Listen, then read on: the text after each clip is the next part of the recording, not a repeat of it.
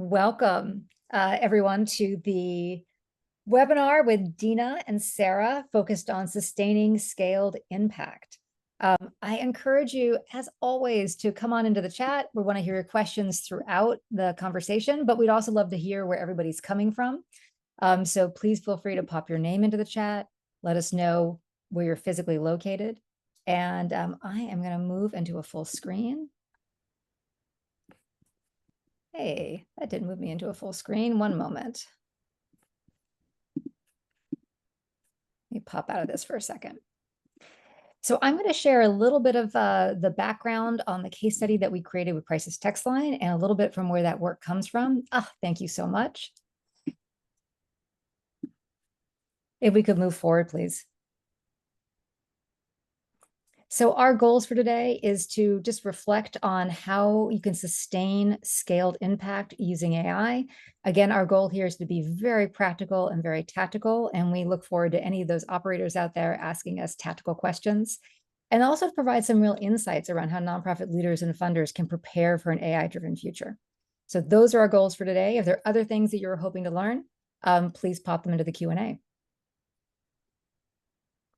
I'm going to start by just referencing a little bit of where this story comes from us on the project evidence side.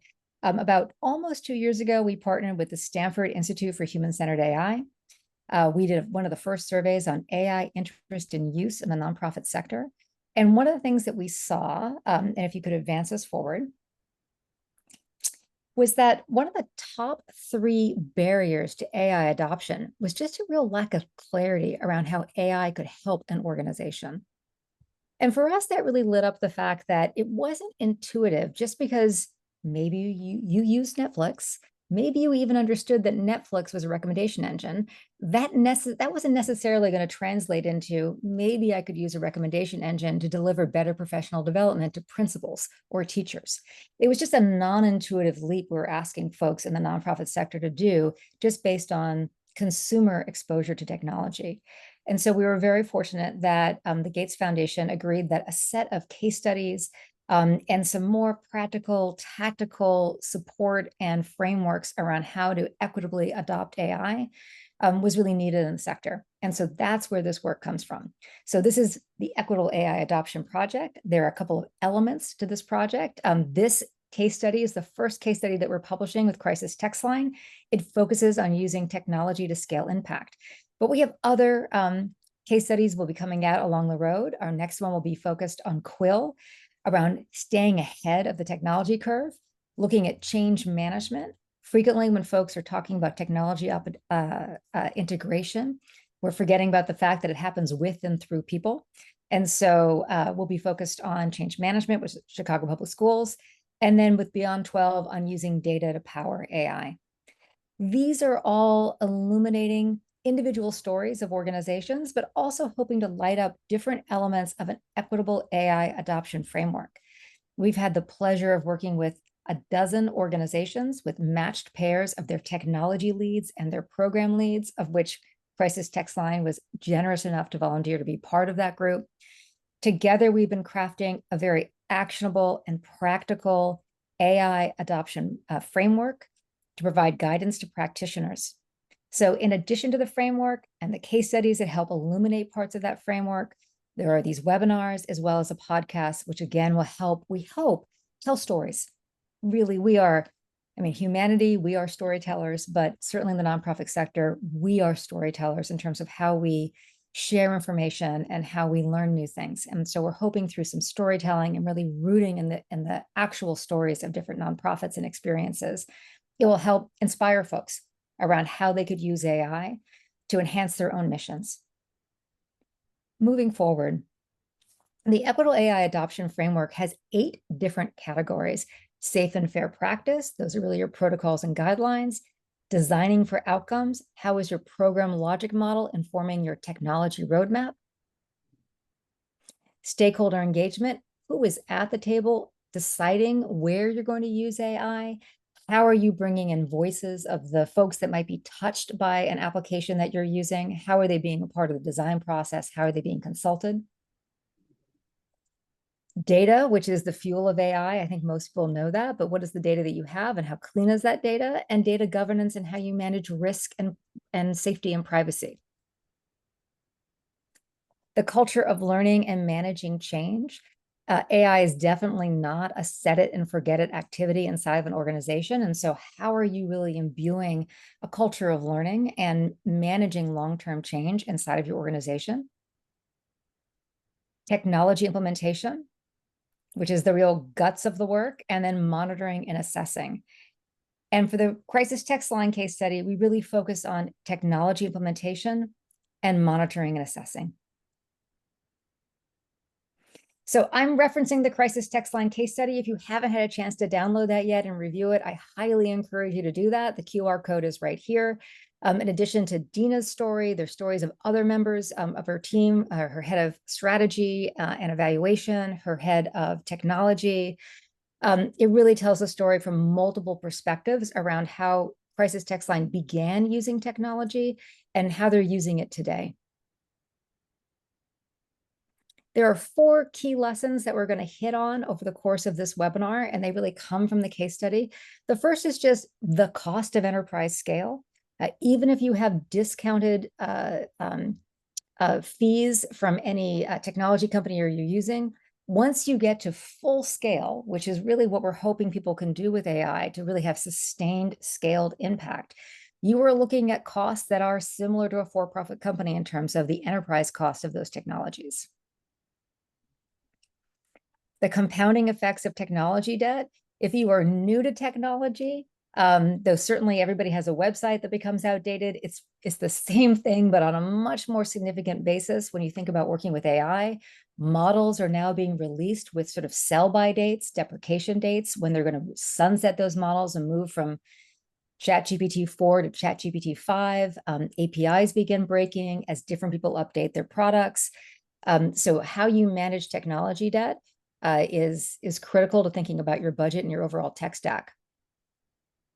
The innovation paradox. Often R&D is not something we see inside of the profit and loss statements of nonprofits. It's not something that funders typically fund.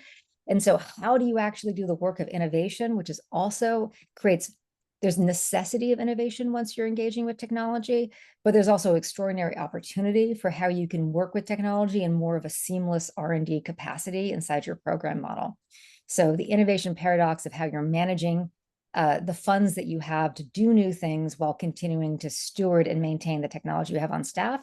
And finally, the price of privacy. I don't think it's going to be a shock to anybody in this conversation that the costs, that the dangers around privacy and the dangers around data and exposure of data are increasing, and the costs of managing privacy are also increasing.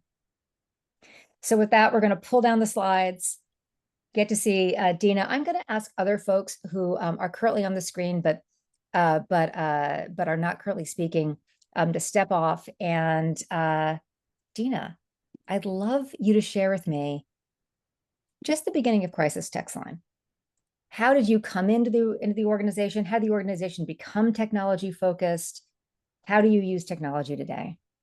Yeah. Well, let me first, just for those of you, so first of all, Sarah, thank you for having us. It's so lovely to be here in conversation with you. And I'm having fun seeing who's joined us today.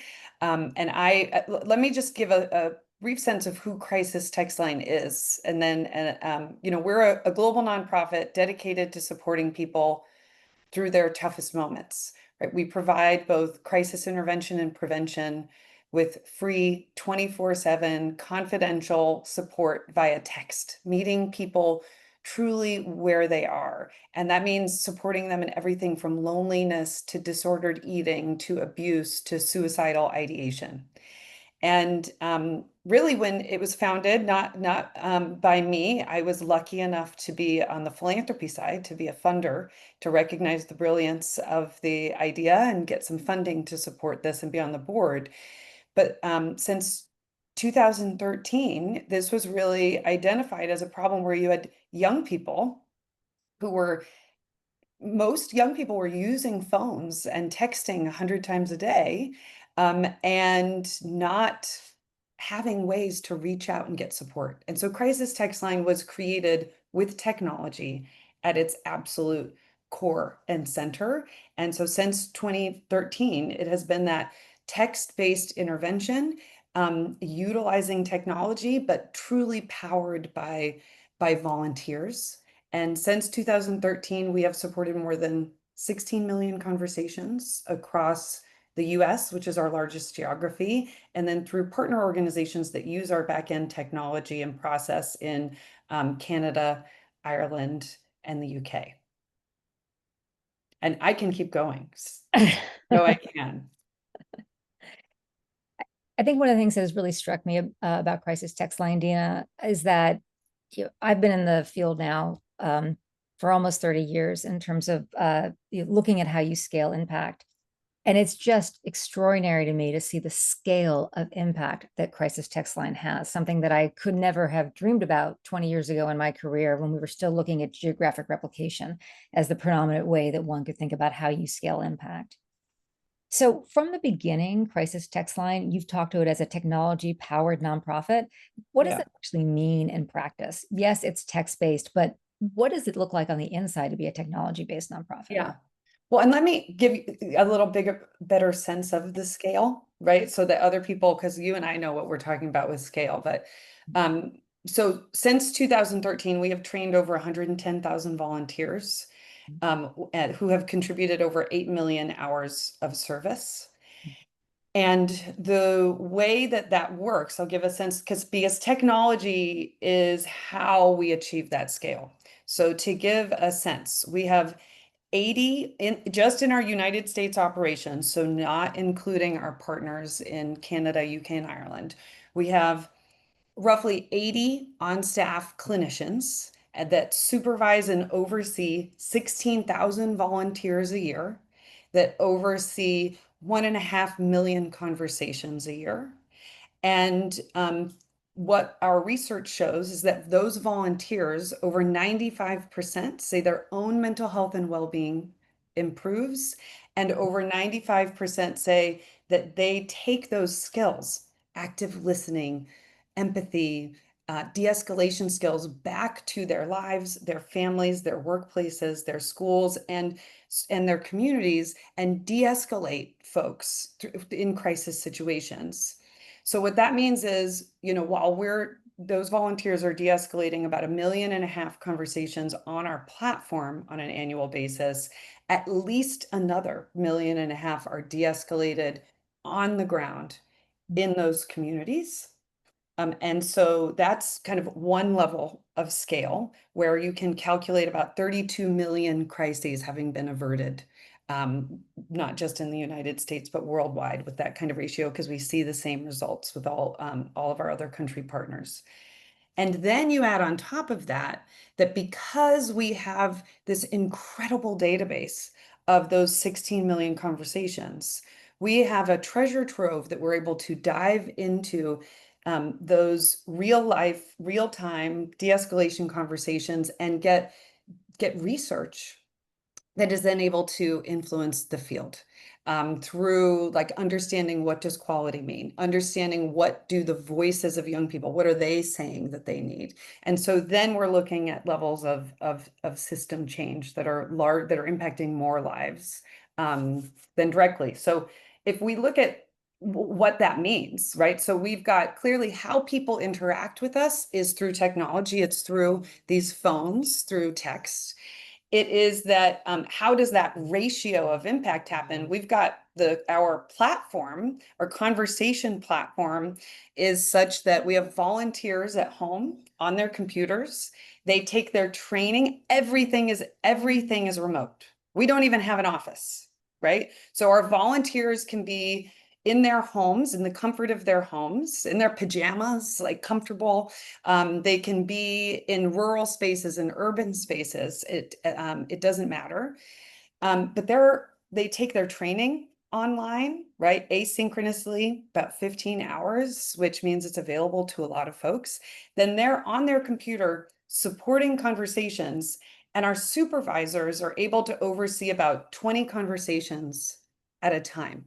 And the reason that they're able to do that is because of technology, because they can go in, we have flags, they know where there may be imminent risk, where they have to dive into. They can double check quality along the way. If there is a really serious situation, they can transfer the conversation and take it over without disturbing the texture. Doesn't have any idea. It's still high quality conversation. So the everything at every single step really touches is empowered and scaled because of technology, and which I can go into any of those steps. So we've got like the texture interface, we've got the conversation, we've got how our volunteers engage and interact and keep in touch with each other and get feedback from supervisors and build community. And then we've got our data warehouse and all of our data insights programming. Yeah. Maybe going just a little bit deeper, Dina, on the data warehouse and the insights, because that's such an you are sitting on one of the largest resource in terms of data, understanding young people and how you're moving to do analysis on work and lift up learning. I think is just so fascinating. Can you provide just a little more color commentary Yeah, on that? yeah, absolutely. You know, it's so this is one of those spaces that continues to evolve. So because we are text-based, we don't ever get, there's no phone conversations. Everything is via text. We have always been built for a certain amount of insights that we're able to dive in and drive efficiency and improve the functioning of the service. But in the last few years, we moved from using data to improve the functioning of the service and to understand, generally speaking, lightly, what was happening with the conversations.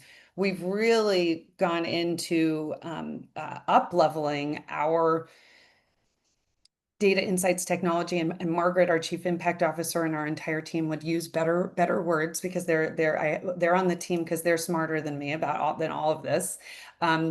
Is that we can now use natural language processing to dive deeply into those conversations and get insights that human eyes can't get on their own, right? So what would we can now do in minutes, hours, weeks, months, what used to take years and years and years. So what that means is everything that we have, and we have clinicians that have come from some of the best academic institutions and have run huge services, that are also coders, that come in and code and get into the data, and they come up with these beautiful insights that the CDC and the WHO and these massive organizations want, because nobody else has access to them. Everybody else has to depend upon surveys or hand-coded death records. So we can do things like get insight on suicidal means. Like, what are the suicidal means by age, gender, demographic that are actively being contemplated, so that we can influence and adjust policy to save more lives? Instead of holding focus groups and doing surveys of young people when they might be happy at that moment, we can actually dive into the conversations where they are being de-escalated in their moments of crisis. And in the process of de-escalating them and helping, we can find out what are those things that they need to help them cope. So we can represent youth voices at scale, so that we can see patterns of things like, what is it that they need? Well, they need places to be creative. They need music. They need outdoor spaces, right? Like, we can help. That data can, again, help other organizations, help set policy, and help other organizations know what young people need in that moment.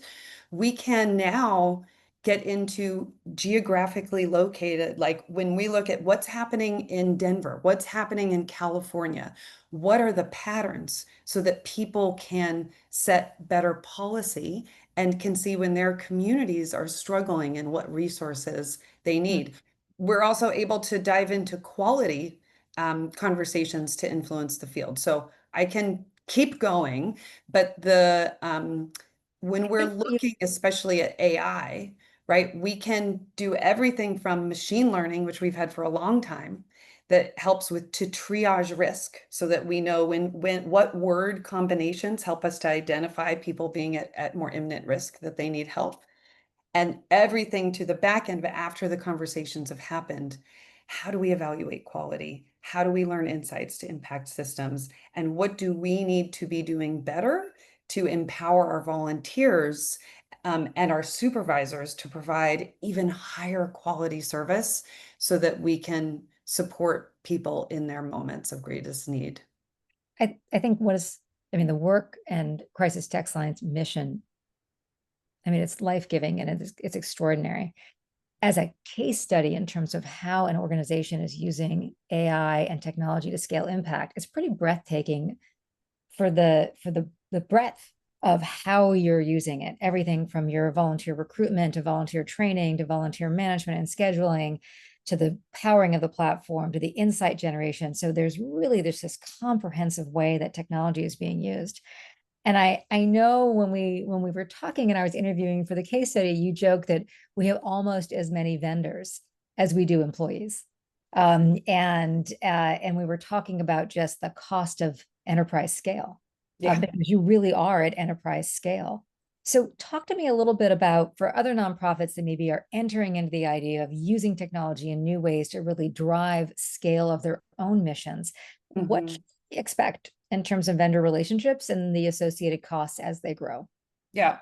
And I'll say, when we first started, there were certain things that we had to do a lot of custom code for because tools didn't really exist in the way that we needed them. Now there are constantly new tools like being evolved, and we need to make sure, like one of the things we'll talk about, I'm sure later, is tech debt, but we need to make sure that we are only making custom code things that we have to keep updated ourselves where it's really, really needed. Mhm. Because that takes so much, it takes so much time.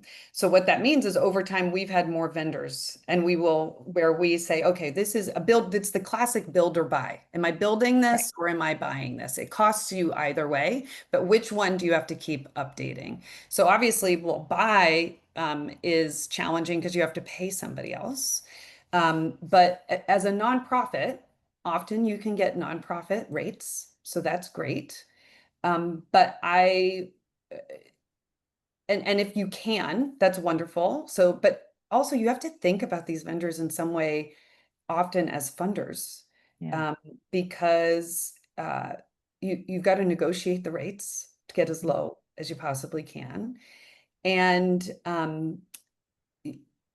you want to make sure that they're addressing things that are of the ethical concerns for you relative to privacy, right? So that's a whole nother layer.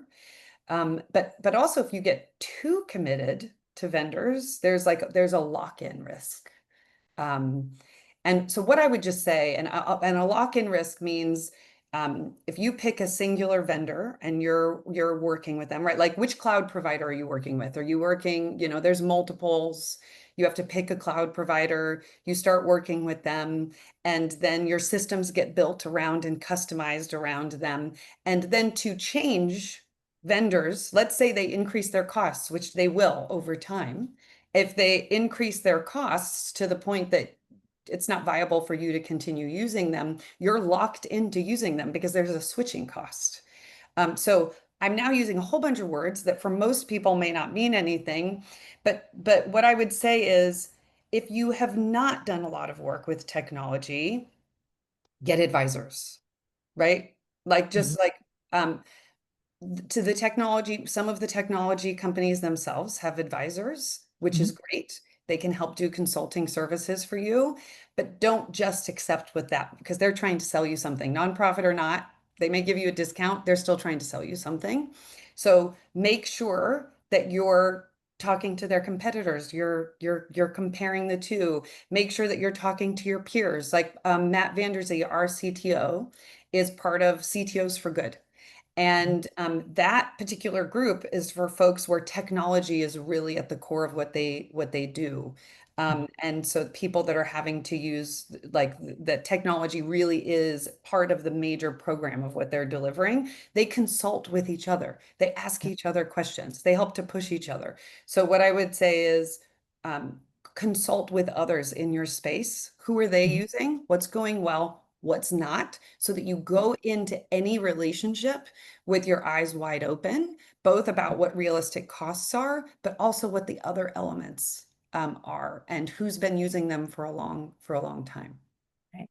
So Dena, you just, first of all, I love the fact that there's a community of the nonprofit CTOs that are really supporting each other and in the even in the vendor selection, on the for-profit side of the economy, there are a whole set of advisors from Gartner to Forrester that actually do this type of analysis that supports other CTOs on the for-profit side in terms of really understanding the best tools that are out there. And we don't have that on the nonprofit side. So I really appreciate that that's come together as a community.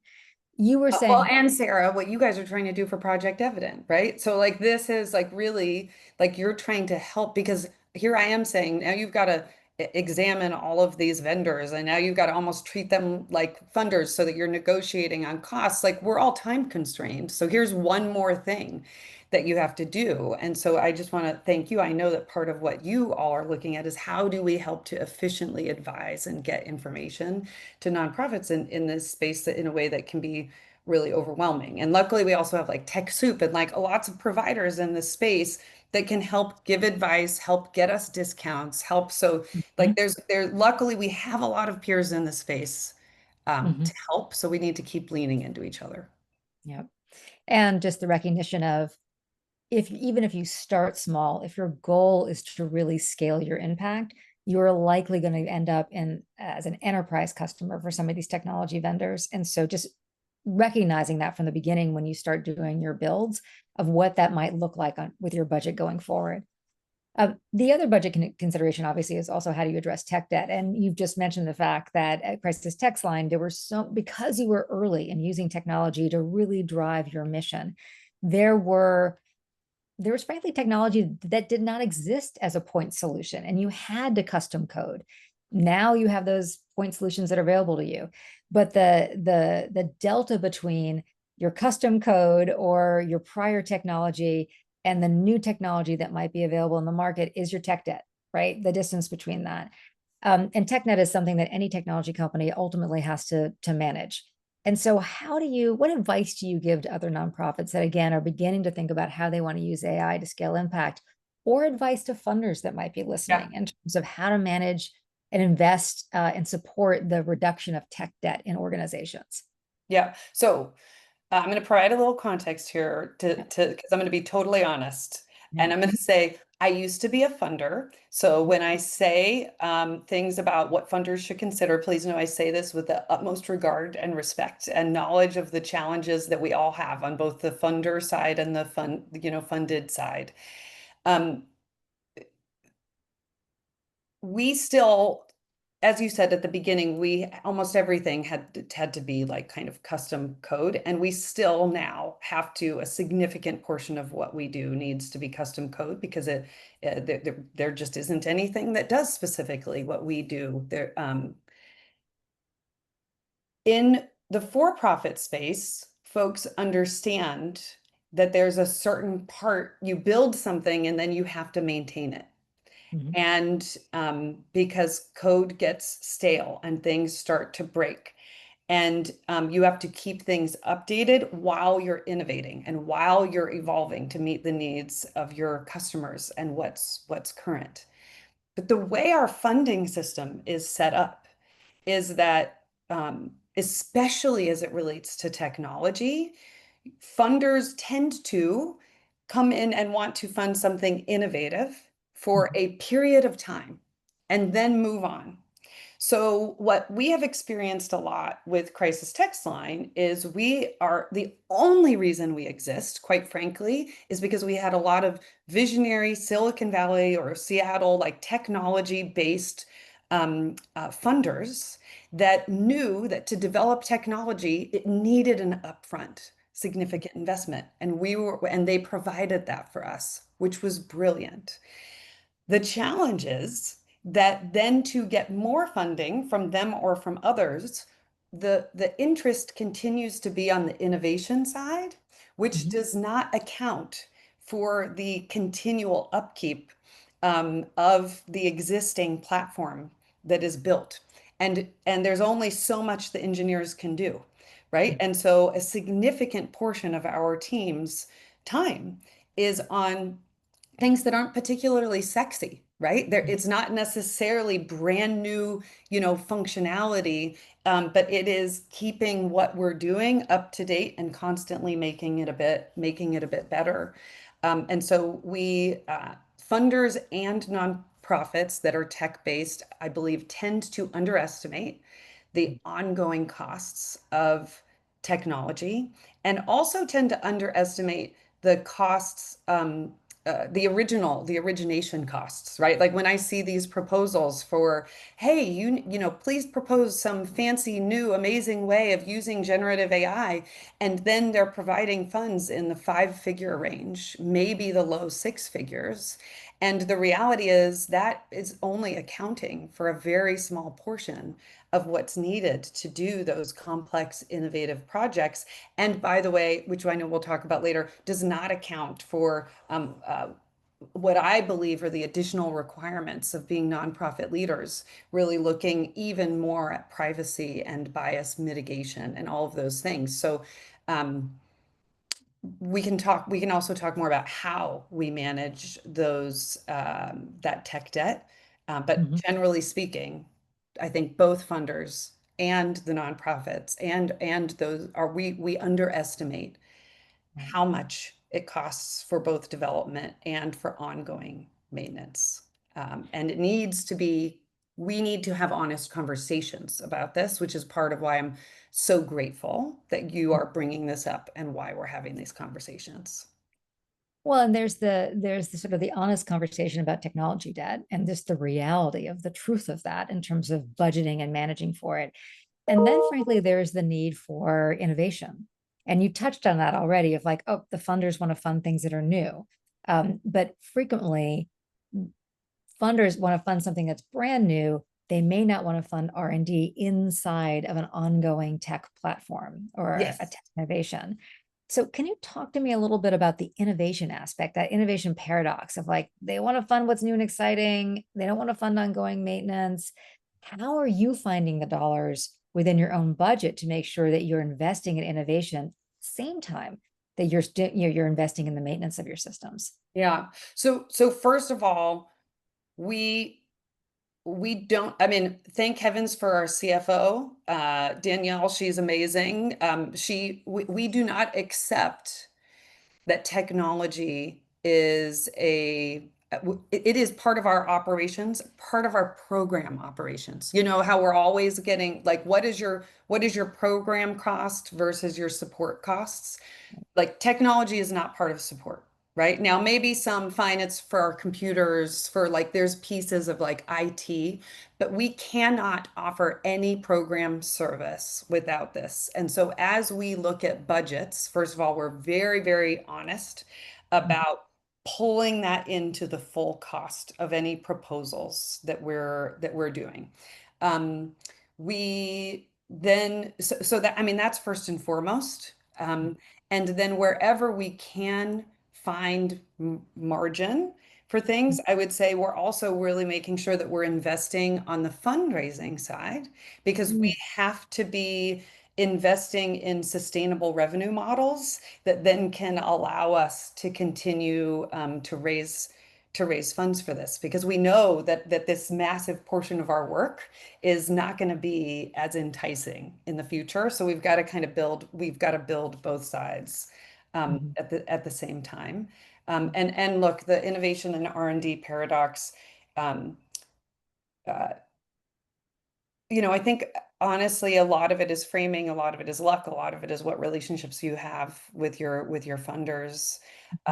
It's making sure that you're getting two for ones. How are we doing innovation while doing the measurement, impact measurement work? So a lot of it is um, really trying to get two for one with like how are you framing what your technology is. It is a core part of your program. It is a core way that you serve your users. Yeah. How are we looking at innovation? Well, it's a core part of measuring our impact, and that the like those two things just have to be in Yeah. constant lockstep. Hmm. Um, and being in regular conversation with your funders to say like to because you have to be on a learning journey together with Yeah. this. And uh, the reason you're doing this is we're all learning. Right. And hopefully, and especially, I will also say right now in this moment in time when there are constrained resources and Mhm. there is um, fear around what that means for organizations' ongoing sustainability.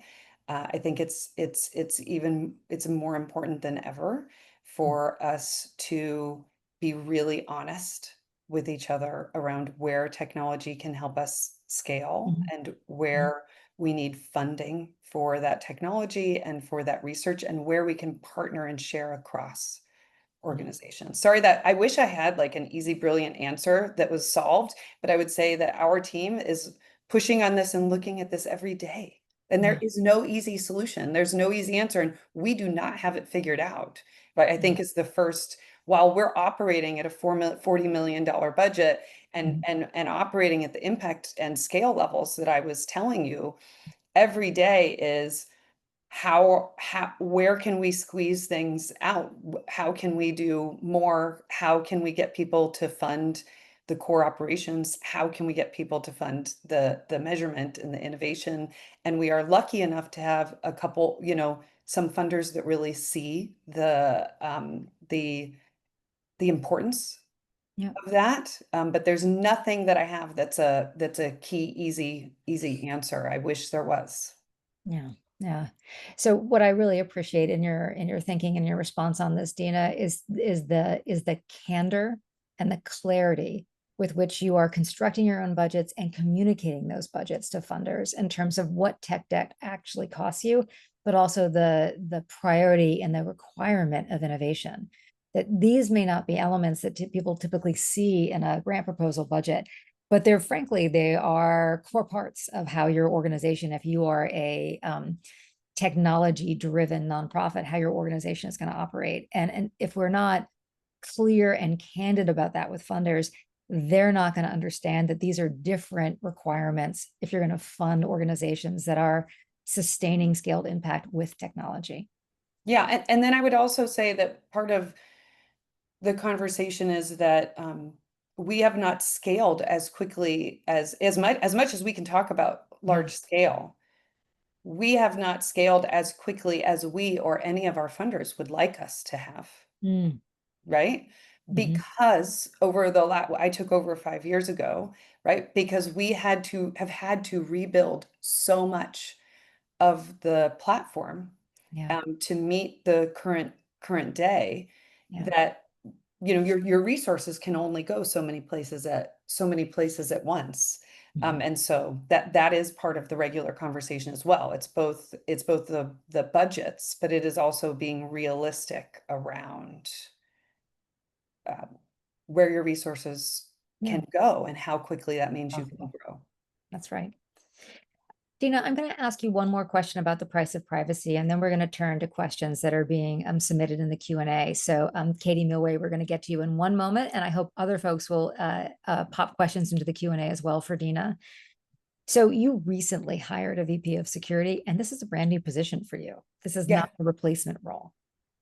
So can you talk a little bit about how privacy and security costs have changed for you and what like are the new compliance requirements for nonprofits? What should be prepared for if they're working with high trust data that would be PII, personally identifiable information, or just high urgency decisions? Yeah. So first of all, I'm gonna put a lot of things in this bucket, right? Like there's privacy and but the ethics and choices around and best practices around data and PII, meaning privacy, Mhm. personally identifiable information, how that is handled. What good looked like 7, 10 years ago, 5 years ago, 3 years ago, like it evolves and changes. And Mhm. so years ago, it looked more like being transparent about what you were doing and doing your best to de-identify. And like a great example, actually, this is a good example of what we could buy versus build. So Mhm. when we first had our platform, we Mhm. had to custom build our like the de-identification layer, the Wow. technology that would go in and scrape people's names and addresses or any specific content within the conversation, so that then that de-identified layer could go to be utilized for research. Um, Today, especially as we're looking at multiple languages. And part of why that had to be done before was because we were dealing specifically with mental health and like the things out there just weren't good enough. So now, today, um, the tools are so much more advanced, especially in dealing with other languages. And so while we still need to do some customization, it is a buy plus customization solution Mhm. that does the best to protect our users. Mhm. So when we're looking at, so one is just like technically, how have things changed and how Yeah. do we protect the information? And the with the advent of companies like Databricks, and like there's just so many new companies, like the proper like data lake and data warehouse and data infrastructure for us available to us is so much better than it was Yeah. 10 years ago. So on one hand, we get the benefit of all of these brilliant companies that we can work with. But on the other hand, with the advent with the not the advent of AI has been around since, for decades, but its current uses, it means Mhm. that there's attacks and hacking happening like much faster, much more often, much more sophisticated. And so we have to really up level how we protect the information of our users.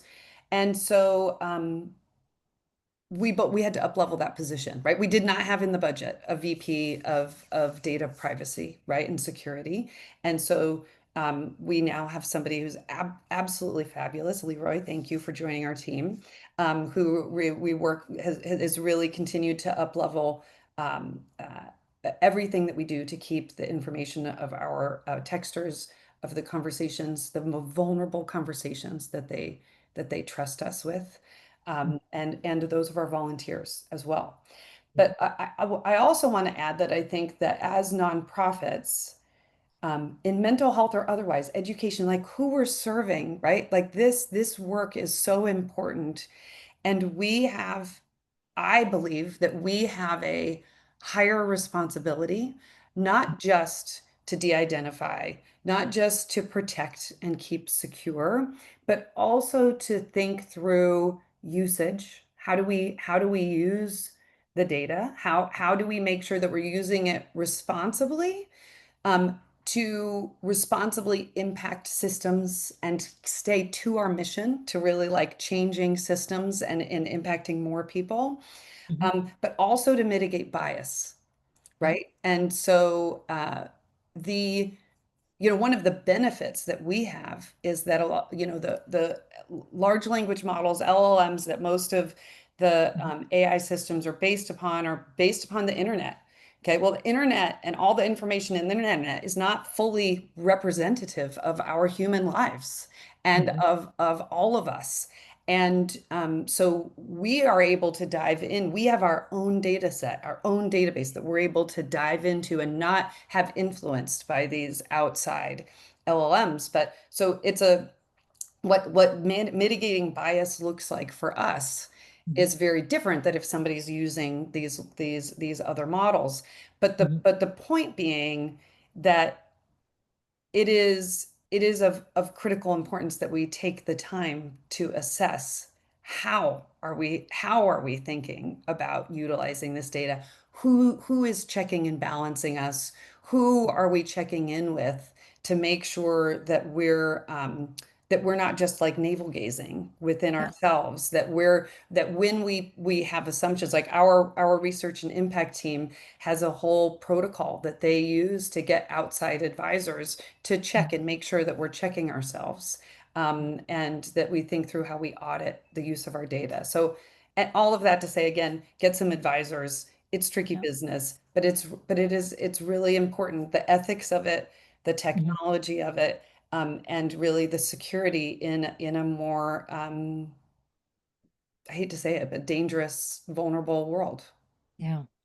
I'm just going to do a quick shout out to board.dev. That's BOARD.dev. It's a new organization that's focused on bringing individuals with a technology background onto nonprofit boards. It's one way to have an advisor. There are many ways to have advisors and supporters that does not include adding somebody to the board of directors. But if that's something that would be helpful to you in your journey around adopting technology, I encourage you to look at that organization as a resource.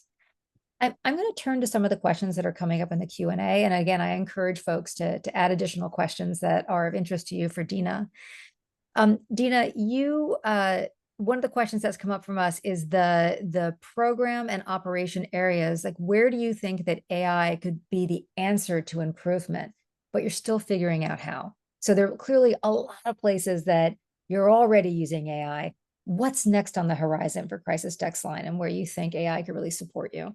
Yeah. And so one, I just want to say, anytime we're saying AI, it's probably a good idea to just even define what we're talking about, right? Like Sarah, you said it earlier, like, hey, if you've got Netflix or Spotify or like any of these things, I mean, AI is a little bit ubiquitous and are we talking about machine learning? Are we talking about natural language processing, like for research? Are we talking about generative AI, which is one of the ways that we use generative AI is in our conversation simulator. So our volunteers over the years, the scariest thing, as you can imagine, is taking that first conversation after doing your training.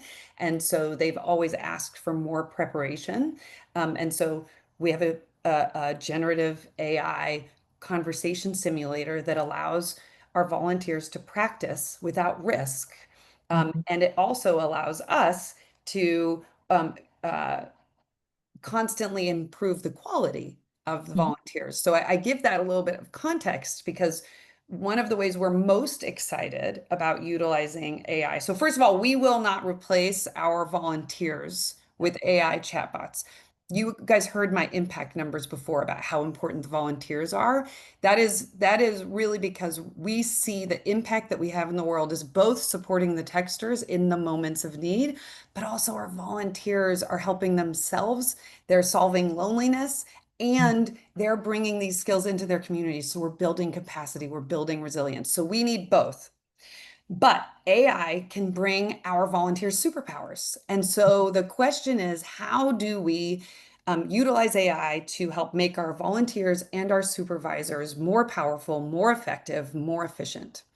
So that imagine the first step is that we continue to use natural language processing with our from our fabulous research and impact team so that they're bringing up insights on quality Mhm. and on just all sorts of lessons that we can pull out of those conversations.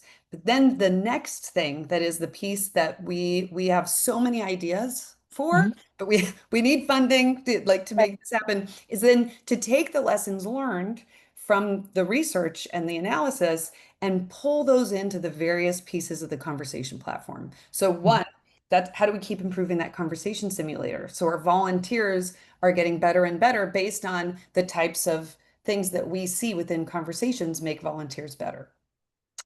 How do we increase flags, increase coaching prompts? Like you Mhm. could imagine us one day getting to the point where volunteers can get real-time flags and real-time resources while a conversation is happening so that they can provide even more customized, relevant support, but still having the human eye of picking and choosing what they are Mhm. sharing with that texter. So it's really that going from research to Mhm. the implementation to give our volunteers and supervisors um, the power to even more effectively meet the needs of our texters. You could also see this through translation so Mhm. that we can support and serve more and more people through more and more cultures all around the world, so that the options are really kind of endless.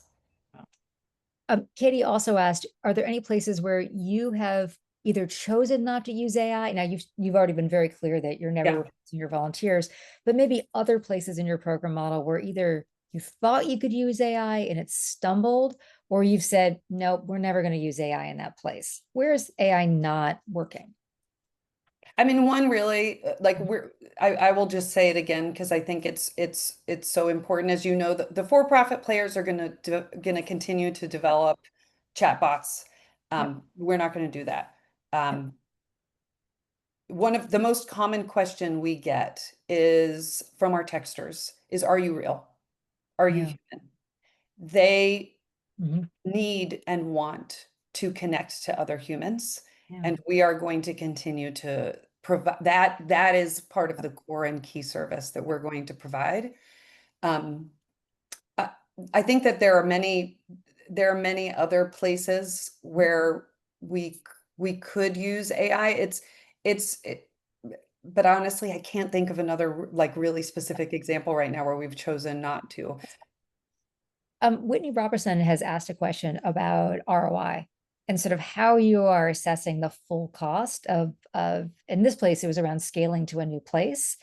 But just like the licensing costs, the staffing costs, like it's really hard to sort of figure out how do you actually look at the ROI.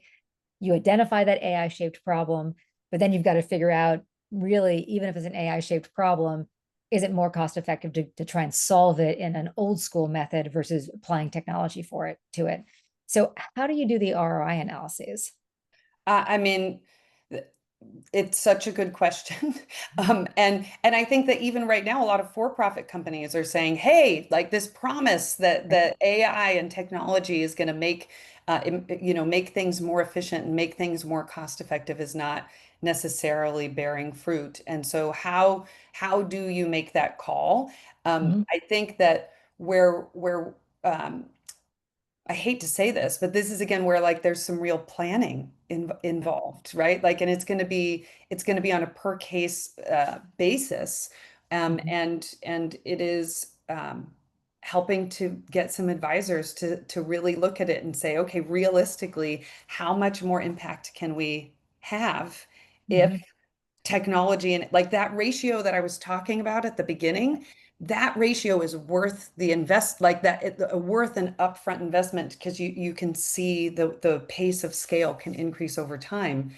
That's not necessarily going to always be the case, and the model we have required massive, like tens of millions of dollars upfront. Yep. Not many people are going to be able to do that. Yep. So the I will say vendors like any of the cloud providers, any of the vendors, they'll help you to do some of that ROI because it's in their best interest, Right. right? So work with them, lean into them, help them, have them do some of the strategy work with you to help you look at that, and then assume it's going to be more expensive and it's gonna take longer, and get a couple peers and others to stress test it, right? That's what I would recommend. Right. Yeah, I think that twice as long Yeah. and twice as much is a pretty good rule of thumb for most tech projects. Alec, and forgive me, Alec, if I mangle your last name, I think it's Labine, has a question about the concern in regards to data and analysis for AI. And in particular, he's interested or they're interested in missing or misinterpretation of the emotional tone of a text. Mm. And so how do when things are getting flagged in your system, how is your system understanding emotional tone? How have you set it up and trained it to be able to do that? Yeah, I mean, look, you now have asked the question that I need to call in my clinicians for.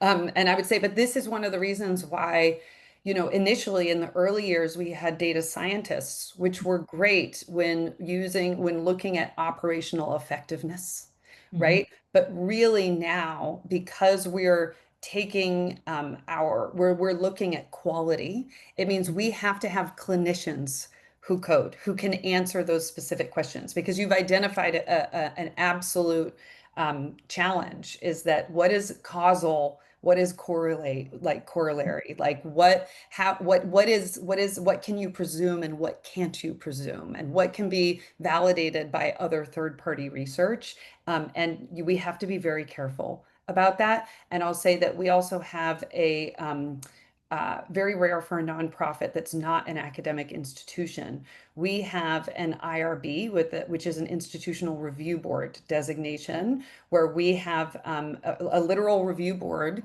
that like kind of approves the methodology of research that we're doing, so that when we're developing models, that we've got somebody outside of crisis text line who is qualified to help with those precise kinds of answers and make sure that we're not presuming things that we can't presume or that we could be misinterpreted. I think one of the most impressive things with Crisis Text Line, in addition to the breadth of the way that you deploy technology throughout your organization, but certainly around your programmatic model, is also just the depth and the fact that you continue. I mean, you're constantly innovating, you're constantly changing your code, so that you're best in class. And with 16,000 volunteers, that is a change management task, right? These aren't even staff that you're leading through change. You have volunteers that you're leading through change. So how do you keep staff, but also that 16,000 volunteer cadre, how do you keep them up to speed on the new tools? The learning curve might feel steep for folks. Like, how are you shepherding the human part of change? Yeah, I mean, look, there's a reason why all the consulting firms have identified that for-profit, nonprofit, anywhere, right? The strategies and implementations that fail almost always fail because of the human element of Right. change management, right? Right. Like that's just the way you can build the best thing in the world, and if it's going to fail, it's going to fail because of human adoption challenges, right? So we have the same challenge. And what I'll say is, our team, one of the things that I love about our team is that while, relatively speaking, yes, like best in class in so many ways, and yet our team would constantly tell you like that we all have so many problems that we need to, it's constantly like need to be better and need to be better. Mhm. And so what I would say is that you have to when we have changed things like user interface, like training, we get a drop off in the number of volunteers. Like, we try to make sure that we're planning things out ahead of time, and we're messaging to folks, but change is hard and it leads to drop off. And so we have to plan for a certain amount because when you introduce any kind of friction, any kind of change, any kind of difference, then you're going to have folks that opt out, whether that is on the texter side, whether that's on the volunteer side. That's just like a technology reality.